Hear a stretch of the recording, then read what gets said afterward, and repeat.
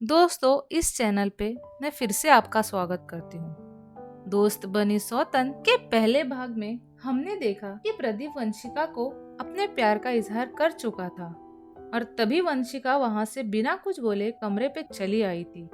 चलिए इस भाग में जानते हैं कि क्या चल रहा था वंशिका के मन में।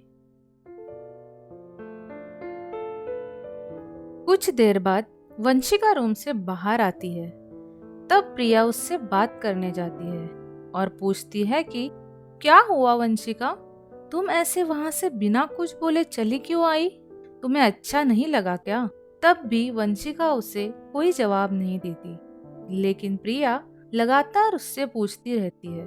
तब जाके वंशिका उसे बताती है कि देखो प्रिया, मैं यहाँ सिर्फ पढ़ने आई हूँ। इस प्यार व्यार के चक्कर में मुझे नहीं पढ़ना है।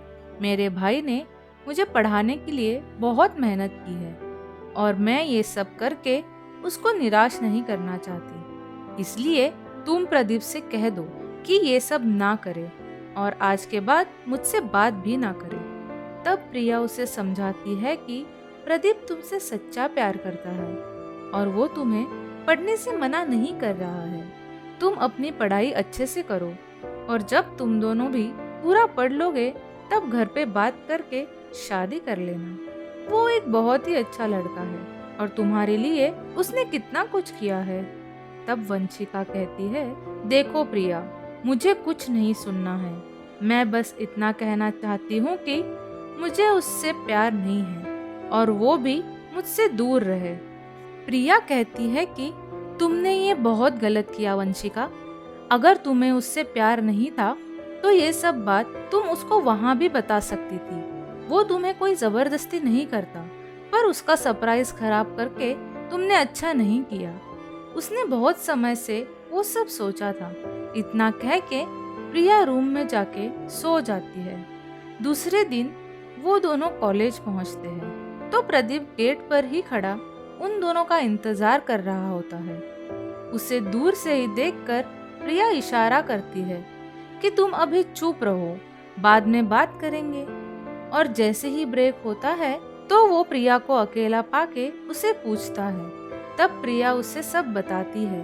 वो सुन के प्रदीप बहुत दुखी हो जाता है, पर वो वंशिका को कोई जबरदस्ती नहीं करना चाहता था, इसलिए बिना कुछ बोले ही वहां से निकल जाता है। ये सब होने के कारण अब उसकी दोस्ती वंशिका से खत्म हो गई थी, पर प्रिया अब भी उसकी उतनी ही अच्छी दोस्त थी।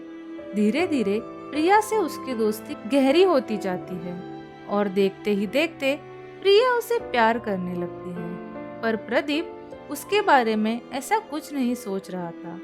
एक दिन प्रिया उससे प्यार का इजहार करती है।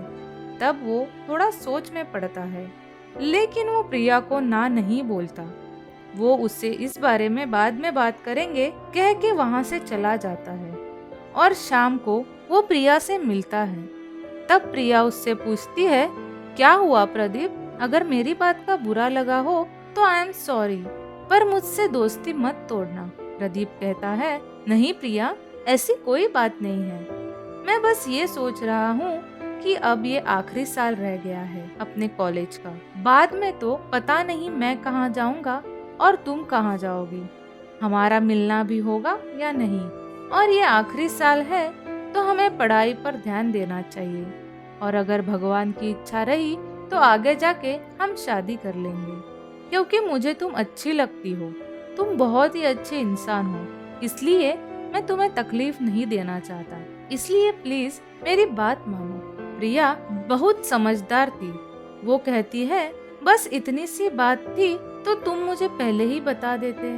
कोई बात नहीं प्रदीप, तुम पढ़ाई पे ध्यान दो, मैं भी देती हूँ।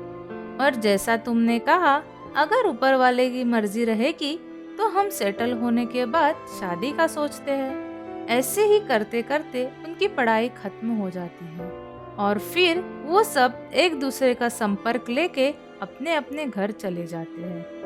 प्रिया अच्छे मार्क्स से पास हुई थी, इसलिए उसे अच्छी नौकरी मिल जाती है और प्रदीप और वंशिका को भी अच्छी नौकरी मिल गई थी। 1 साल हो जाने के बाद एक दिन प्रदीप प्रिया को कॉल करता है और कहता है, क्या दोस्त, मैं याद हूँ या नहीं?